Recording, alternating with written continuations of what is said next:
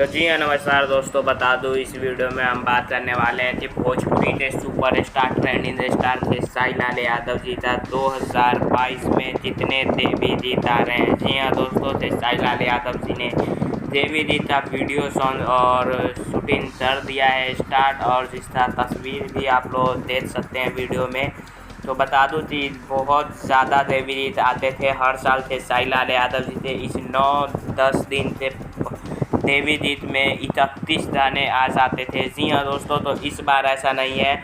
इस बार आप तो थे साईलाल यादव जी की फीस बढ़ गई है, एक गाने 10 लाख रुपए वो लेने लगे हैं, तो इसलिए वो गाना बहुत ज़्यादा कम कर दिए हैं। यानी इस देवी जीत में 10 से 12 गाने थे साईलाल यादव जी थे, आप लोगों को सुनने तो मिलेगा। जो कि फैंस काफ़ी दिनों से ये चाह रहे थे साईलाल यादव कम से कम गाना निकाले थे, कि इतना ज़्यादा गाना हो जाता था कि फैंस उब जाते। तो आपका इसमें क्या रिएक्शन है, कमेंट में ज़रूर बताइए।